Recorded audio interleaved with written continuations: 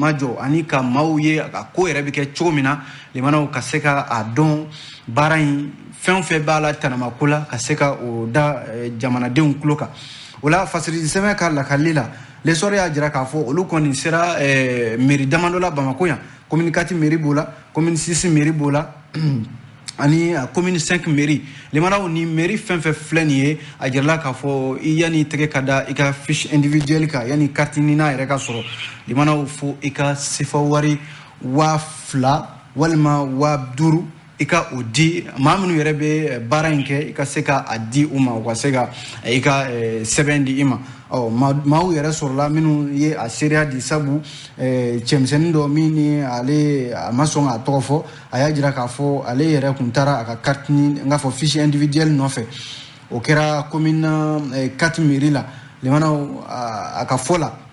ale muso o de kun taara a ka fiche individuelle nɔfɛ sabu a kun kan ka ɲɔgɔndan dɔ kɛ ɲɔgɔndan in a kun gunna kosɛbɛ a kun kan ka teliya joona walasa a k'a ka sɛbɛn sɔrɔ musolakan in a na kɛ a segira ka taa fɔ a furucɛ ko ni wari ma di i tɛ se ka i ka sɛbɛn sɔrɔ walasa a segira ka taa fɔ furukɛ in de ye furukɛ in sɔrɔla ka wuli ka weleli yɛrɛ kɛ mairie la ka ɲininkali kɛ limanaw ko o ko de sɛbɛntiyara k'a fɔ ni wari ma di walima n'i ma surafɛn di limanaw i ka carte ɲinina walima i ka fiche individuelle i tɛ se k'a sɔrɔ ale kɔni diyagoyara ka tɛmɛ o sira ma ka 2000 di walasa a bɛ se ka a ka sɛbɛn in sɔrɔ waliya kelen fana kɛra kɛrɛnkɛrɛnnenya la commune 5 o mairie kɔnɔna la a jirala k'a fɔ ko maa dɔ fana bɛ yen min ni ale wulila k'a bɛ taa ka ARAVEC kɛ fiche individuelle o sɔrɔtɔ limanaw a jirala k'a fɔ ko ARAVEC kɛbaw yɛrɛ u y'a ɲini a fɛ ko fo a ka wari de di sabu a yɛrɛ ka fɔ la maa caman bɛ yen olu taara ale sɔrɔ yen nka ale sera ka wari min bɔ o de kɛra sababu ye ale y'a ka fiche individuelle sɔrɔ hali commune 5 mairie la limanaw a jirala k'a fɔ waliya kelen fana bɛ o yɔrɔ kofɔlen na l'histoire maa minnu bɛ yen ni kunnafonidilaw don olu kɔni ye nin ko in sɛgɛsɛgɛli dan yɛrɛ la ka jira k'a fɔ limanaw tiɲɛ yɛrɛ don wa siga foyi t'a la min ye ARAVEC kɛtɔ ani fiche individuelle min na maaw bɛ ka wulikajɔ kɛ a nɔfɛ bi limanaw n'i ma kɛ maa kolo gɛlɛn walima ka wari bɔ ka don maaw bolo i tɛgɛ datɔ tɛ i ka sɛbɛn ninnu kan kunnafoni filɛ an ye nin bɔ l'histoire kɔnɔ sɔgɔmada in na aw bonya bɛ a la n'an tora kunnafoni lakali la an bɛ don sɛbɛn min kɔnɔna la o ye fasidi sɛbɛn min n'u kama ko l'indicateur du renouveau indicateur kumana limanaw ko an ka sɛnɛkɛlaw bɛ se ka dɛmɛ cogo min na a jirala k'a fɔ ɲina campagne agricole 2021-2022 ko jamana faamaw u ye sefa wari miliyari 15 ani miliyɔn 600 ko u bɛ fɛ k'o de bila jamana sɛnɛkɛlaw ka bolo kan limanaw kɛrɛnkɛrɛnnenya la nɔgɔ minnu bɛ yen ni olu bɛ di sɛnɛkɛlaw ma san o san u bɛ se k'u ka sɛnɛw kɛ n'a ye lafiya la cogo min na a jirala k'a fɔ campagne agricole 2021-2022 yɔrɔ o baaraw yɛrɛ daminɛna ka ban a bɛ kalo kelen bɔ sisan directeur minnu filɛ nin n'o ye ɲɛmaaw ye sɛnɛko nasira la mɔni ani an ka baganmarako nasira la a jirala k'a fɔ olu de ye ɲɔgɔn sɔrɔ kunnafonidilaw ɲɛma tarata tɛmɛnen ka ɲɛfɔli kɛ k'a jira k'a fɔ min ye sɛnɛkɛlaw ye limanaw min ye nɔgɔ ye nɔgɔ minnu n'o bɛ di sɛnɛkɛlaw ma san o san ko a nɔgɔw bɛna di wa a bɛna kɛ jɛya bɛɛ lajɛlen kɔnɔna la o de la jamana faamaw ye sefa wari miliyari 15 a n'a kunkanfɛn k'o bɔ k'o bila walasa sɛnɛkɛlaw bɛ se ka lafiya sɔrɔ cogo min na o la ko conseil supérieur de l'agriculture ale de ye nin ko in yamaruya k'a laɲini ko sɛnɛkɛlaw dɛmɛ min bɛ ta ka ɲɛsin o ma n'o ye ka dɔ ta ka bɔ u ka gɛlɛya la kɛrɛnkɛrɛnnenya la nɔgɔ ko sɔngɔ na a bɛ fɔ min ma ko subvention limanaw ko a bɛna kɛ sababu ye ka maa caman de nisɔndiya sɛnɛko nasira ninnu na sabu sigi kɛlen don ɲina ka tɔni 254 angɛrɛ o kan ka di wa min bɛ tali kɛ angɛrɛ n'o ye nɔgɔ ninnu ye a ka caman ka se ka bɔ a sɔngɔ la o la angɛrɛ ka se ka di sɛnɛkɛlaw ma sefa wari 2,200 o la yɔrɔ kɔɔri sɛnɛnaw fo ka taa se ni jateminɛ kɛ sɛnɛkɛla wɛrɛ minnu bɛ yen i n'a fɔ ɲɔ malo ani kaba a n'a ɲɔgɔnna caman ni olu bɛ sɛnɛ zone CMDT ani office du Niger kɔnɔna la limanaw ko olu ka se ka nɔgɔ sɔrɔ nɔgɔya la a jala k'a fɔ ɲina kɔɔrikolo tɔni 820 sigi kɛlen don ka o kɔnɔ ani ka taa se kɔri yɛrɛ tɔni 10,001 ani 300 sigi kɛlen do k'o kɔnɔ limanaw o dun tɛ sɔrɔ fo nɔgɔ ɲuman o ka di sɛnɛkɛlaw ma fo u ka sigidaw la an'u ka forow kɔnɔna la o de la directeur national min filɛ nin sɛnɛ tɔgɔ la limanaw ani APK maaw u ye sigi min kɛ sigi dɔwɛrɛ tɛ ko ka jamanadenw ladɔnniya ani sɛnɛkɛlaw k'a jira k'a fɔ nɔgɔ ɲina nɔgɔ ko limanaw ko gɛlɛya foyi tina don a la sabu u ye jɛkulu kɛrɛnkɛrɛnnen dɔw yɛrɛ bila sen kan minnu bɛna kɛ sababu ye ka nin ko in sɛgɛsɛgɛ nɔgɔ kelen o kelen bɔrɔ kelen o bɔrɔ kelen limanaw a kan ka di maaw ma a ka di o ma wa ladilikan fana dira a ko siratigɛ la o ye k'a fɔ sɛnɛkɛla minnu bɛ yen bɛɛ tɛ nka minnu bɛ yen fana n'u ka forow b'u tɔgɔ la minnu fana bɛ yen ni u bɛ jɛkulu la ni o ye sɛnɛkɛlaw ka jɛkulu ye olu de bɛna kɛ maa fɔlɔw ye min bɛ nɔgɔ ninnu sɔrɔ ani minnu bɛ se ka dɛmɛ in sɔrɔ o walasa APK ɲɛmaaw y'a jira k'a fɔ n'o ye Sanusi Buya Sila ye a ko olu kɔnina u jɔyɔrɔ la walasa sɛnɛfɛn minnu ye nin n'o ye nɔgɔw ye limanaw a ka se ka di a dicogo yɛrɛ la kuma ye nin ye dɛ limanaw an ye nin bɔ kunnafoni sɛbɛn min kɔnɔ u k'a ma ko indicateur du renouveau ni an tora kunnafoniw lakalili la limanaw kunnafoni sɛbɛn min bɛ yen ni o ye l'indépendant ye ale kumana indépendant ka bi fasiri kɔnɔna la a jiralen bɛ k'a fɔ ko min ye politique tɔn min bɛ yen n'u k'a ma ko parena limanaw parena ɲɛmaaba u filɛ nin ye ka u ka fɛla k'o fɔ premier ministre Choguel Kokala Mayiga kɛrɛnkɛrɛnnenya la n'a ma ɲɛ ko kalataw limanaw o kun dalen don an ka jamana kan san 2022 natɔ in na kalata 3 minnu bɛ yen ni o ye référendum ye jamanakuntigi kalata élection présidentielle ka taa se législative ma ni kalata belebeleba 3 in limanaw a ka kɛ jɛya ani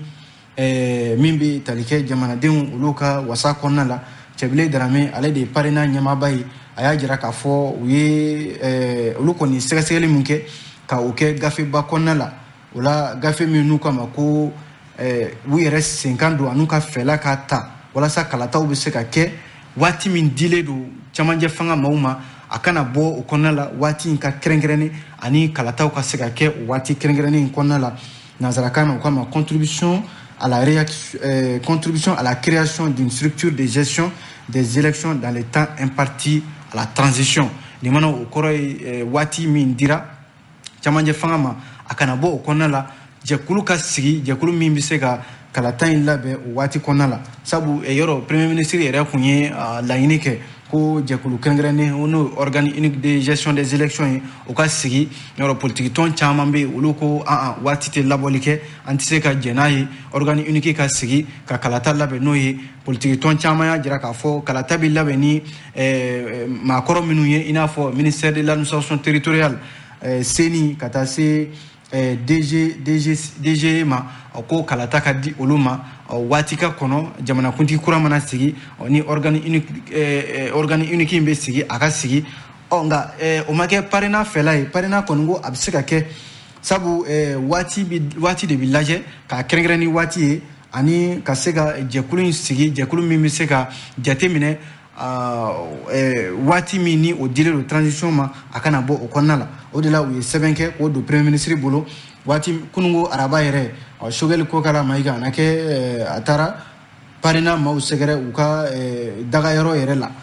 o de senfɛ u ye sɛbɛn don a bolo hakilila jiginna parena maaw y'a jira k'a fɔ olu kɔni nin ye olu fɛla ye Choguel hali n'a sɔrɔla sigi kɛra sigi min ni a jala k'a fɔ organe unique de gestion min n'a sigi kɛra bɛɛ ka se ka ladɔnniya juin kalo tile 29 a n'a tile 30 tɛmɛnen CICB la nka bɛn ma kɛ a kan parena maaw kɔni y'a jira k'a fɔ a bɛ se ka kɛ dɛ a bɛ se ka kɛ jɛkulu kɛrɛnkɛrɛnnen a ka sigi nka a ka kɛ bɛɛ da kana bɔ a la sabu CENI min n'ale da bɛ kalata la ka taa se DG ma ani ministère de l'administration territoriale olu ta ka kɛ maaw ye minnu bɛ baara in i n'a fɔ kalata minɛnw u ka se a seyɔrɔ la ani fana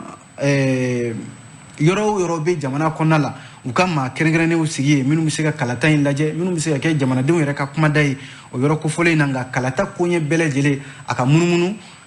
olu ye min fɔ n'o o ye organe unique de gestion ye a ka se ka sigi jamana yɛrɛ kɔnɔ waati min dilen don transition maaw ma kunnafoni ye nin limanaw an nin bɔ indépendant de kɔnɔ bi sɔgɔmada in na aw bonya bi kunnafoni la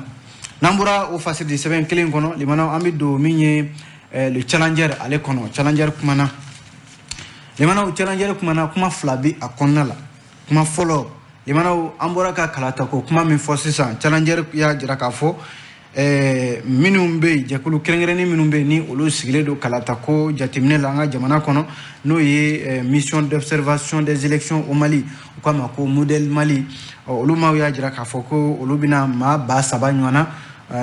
cɛla musola k'olu bila jamana fantan ani 4 bɛɛ lajɛlen yanni kalata cɛ kalata waati ani kalata kɔfɛ olu ka se ka jateminɛ kɛ kalata in a ka kɛ i n'a fɔ a laɲininen don cogo min na walasa modèle Mali u ka laɲini kɔnɔna la kɛrɛnkɛrɛnnenya la yɔrɔ u ye jɛkulu dɔ sigi ko min ma ko synergie 22 o ye jɛkulu bɛɛ lajɛlen bɛ ɲɔgɔn sɔrɔ jɛkulu kɔnɔna la synergie 22 in a jala k'a fɔ fara ɲɔgɔn ka jɛkulu maa 43 ɲɔgɔnna minnu bɛ fasoden jama tɔgɔ la olu de bɛ ɲɔgɔn sɔrɔ jɛkulu in kɔnɔ u y'a jira k'a fɔ u ka bataki dɔ de senfɛ bataki min ni u ko jateminɛnikɛla n'u k'a ma observateur o maa 75 limanaw olu bɛna bila jamana fantan ani 4 bɛɛ lajɛlen waati jan kɔnɔna la olu fana la maa 3,000 ɲɔgɔnna olu bɛna bila jamana fan caman fɛ waati surun kɔnɔna la u ka se ka jateminɛ kɛ kalata ko nasira ninnu na o la kalata minnu kundalen don an kan référendum jamanakuntigi kalata ka taa se wasaden kalata ma ka se ka baara yɛrɛ boloda ani ka hakililaw di ani ka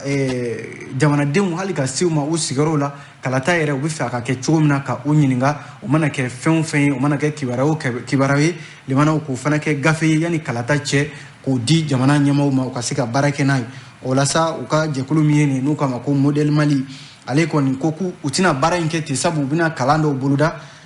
maa minnu bɛ yen n'u bɛna u kɛ cidenw ye o kalanw bɛna tɛmɛ kɛrɛnkɛrɛnnenya la jamanadenw bɛ taa tɔgɔ sɛbɛn min kɛ n'o ye enrôlement ye jamanadenw bɛ kala ta cogo min na ani hali kalata sɛbɛnba n'o ye fichier électoral ye u ka se ka o kɔnɔko dɔn a n'a ɲɔgɔnna caman hali n'a ma ɲɛ ko cɛbaw bɛ yɛrɛ kofɔ kɛ campagne électorale u ka se ka o bɛɛ lajɛlen fana kɔnɔkow dɔn modèle Mali a ɲɛmaaba docteur Sango a y'a jira k'a fɔ baara in u bɛna kɛ ni min ye Union européenne ka taa se jɛkulu caman ma centre européen d'appui électoral a n'a ɲɔgɔnna caman olu de bɛna u dɛmɛ baara in na limanaw ale fasili sɛbɛn kelen ni o ye le challenger ye a ko Mali bilama limanaw a ko Mali a bɛ jagoya ko 4 o de cɛ la bi jagoya ko 4 minnu kɛlen don ka o jagoya Mali kan limanaw jamanadenw ta kɛma la an sigin bɛ an b'a lajɛ o tɛ dɔwɛrɛ ye limanaw yɔrɔ ministre kɔrɔ min bɛ yen n'o ye ale kun bɛ Muktar Wane ka gouvernement kɔnɔ n'o ye Aruna Ɲangi a kun bɛ an ka gouvernement kɔnɔ la kosa in na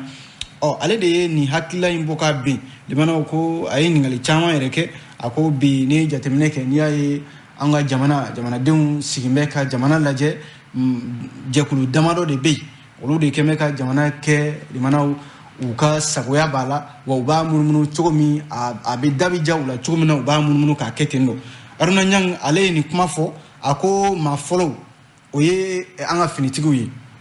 finitigi minnu bɛ yen bi limanaw a ko bi tɛ dɛ kabi novembre kalo tile 19 san 1968 waati min na sɔrɔsi jɛkulu dɔw minnu ye ɲɛmaaw ye olu nana fanga daraki u nakan kun kɛra ko u na fanga ta ka tila k'a di jamanadenw ma nka limanaw k'olu yɛrɛ ta tɔ tilala ka na juguya politikimaw ta ye o ye fɔlɔ ye filanan o ye politikimaw ye politikimaa minnu bɛ bi limanaw ni olu ye Mali marali kɛ i n'a fɔ ka u ye Mali mara nka a kɛra jigilatigɛ ye sabu démocratie fanga limanaw o nakun de ye jamanaden bɛ se ka lafiya fanga taabolo la cogo min na ani bɛɛ bɛ se ka kana bila nka politikimaw ka démocratie kɛra taɲinikarasi ye ko a kɛra politikima minnu mana jɔyɔrɔ sɔrɔ limanaw hakili bɛ jigin mun na an ka jɔyɔrɔ tila e ni ne ka surun e ni ne bɛ tɔn kelen na an ka jɔyɔrɔ tila ani ɲɔgɔn cɛ limanaw jɔnni b'o kuma sɛmɛntiya George Orwell ale ye nin kuma fɔ a ko jamanaden mana sigi ka maa lajɛ k'i ka ɲɛmaya da a ma limana ko atina fo e obla ikanyama la de nga ere sigimbe kala je wa ibina fo isembe ala geleawo geleamana isoro ire sembe ala oye politique ma utai ma sabana limana oye anga barakela ko la fasali kulu ye no syndicat wi limana akoni jatemne ke wati labaina syndicat uta kembe jatikeli wale ere kanyeshi jamana famauma laini e chien nga limana uka jamana ere mina syndicat bo ayirela limana uka jamana sigi a syndicat konala ko hakenyini damba ayere o ma sabana oye anga jine tigilama wi challenger ka kuma do de ako bi ministre premier ministre ko no zumana sakoy ale yere nyefolike ako biniya ye mali yere bi abe lumu lamala syndicat ayere soro politiquement nga fo jine nyama munumbe ni olubita udugo politique kofe de mano walma ko udugo dine kofe ka politique ke de mano ni jamana ye bi lumu lamala chamambe kuntina kelere tola jamana de do be utado mi fine do mi njele do jamana konala o bi ko jine nyama do be olu kelendo ka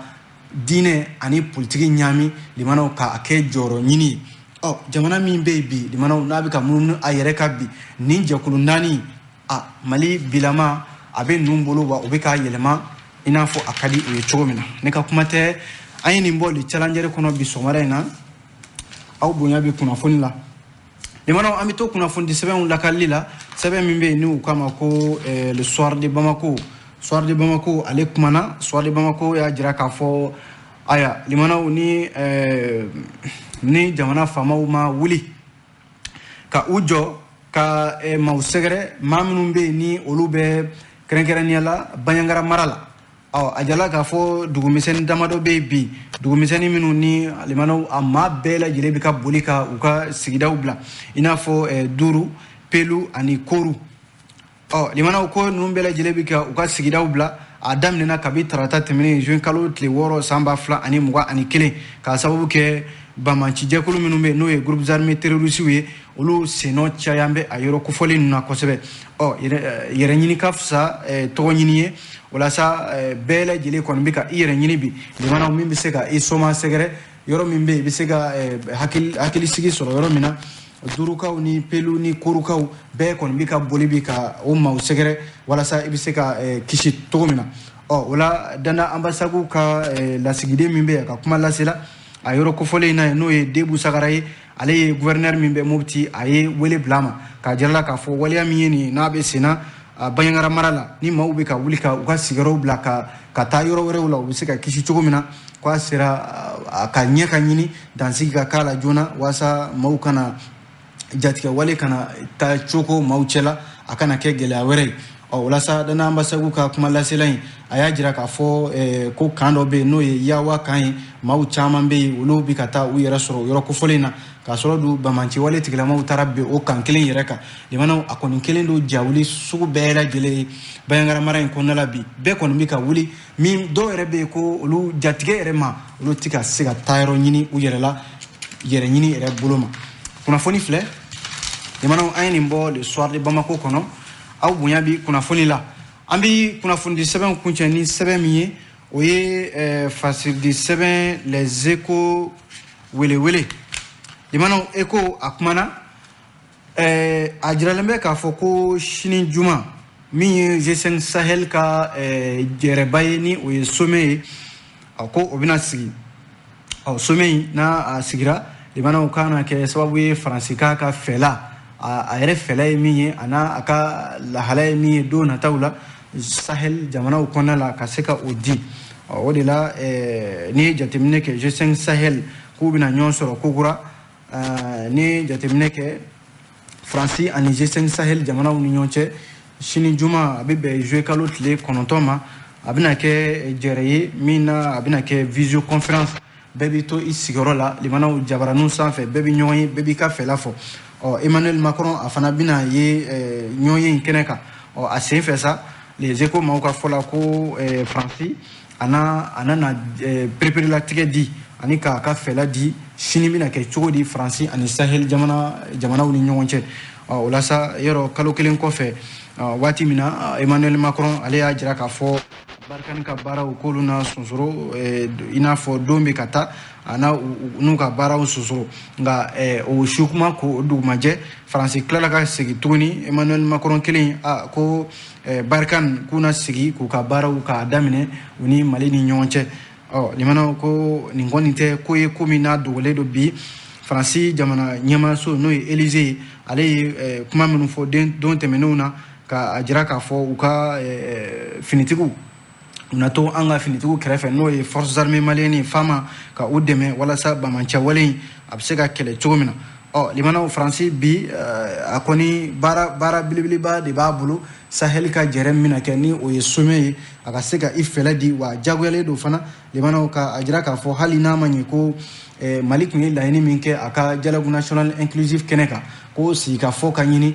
bamancɛ wale tigilama minnu ni o ye Yadi Agale ni Amadu Kufa n'a ɲɔgɔnnaw ye sigikafɔ ka ɲini u ni ɲɔgɔn cɛ walasa Mali basigi bɛ se ka kɛ cogo min na o dun tɛ faransi fɛla ye walasa limanaw ko kelen kɔni bɛ yen o ye ndori tɛgɛ ye o jɛlen don o ye k'a fɔ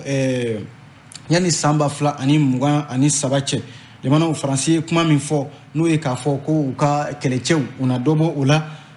yalima a na kɛ wa walima a tɛna kɛ ɲininkali tɔ min bɛ yen walasa sommet in senfɛ maaw na se ka o de dɔn walasa n'i ye jateminɛ kɛ Sahel jamanaw kɔnɔna la min ye Macron ye a nana ladilikan walima ka kɔrɔfɔlikan ta ka ɲɛsin Sahel jamanaw ma wa walima k'a f'u ɲɛna an kɔni b'aw ka jamana kɔnɔ an nana dɛmɛ de la aw fɛla don an ka to yen wa walima an kana to yen jamanaw an ka jamanakuntigi min ye colonel Assimi Goïta ye a na ye kɛnɛ kan wa o fana ye ɲininkali ye maa tɛ se k'o jaabi fo sini an ka o ye waati min na fasɛdi sɛbɛn ko olu bɛ nin sɛbɛn waati min na ko u ma sɛbɛntiya sɔrɔ k'a fɔ colonel Assimi Goïta ka sen bɛna ye nin ɲɔgɔn ye in na limanaw Les Échos welewele ale de ye nin kunnafoni sɛbɛn bi an bɛ kunnafoni bila nin kan yan an sera ka min sɔrɔ ka di aw ma kunnafoni sɛbɛnko nasira la o ye nin ye an bɛ aw fo k'aw barikada a k'an bɛn diɲɛ waati wɛrɛ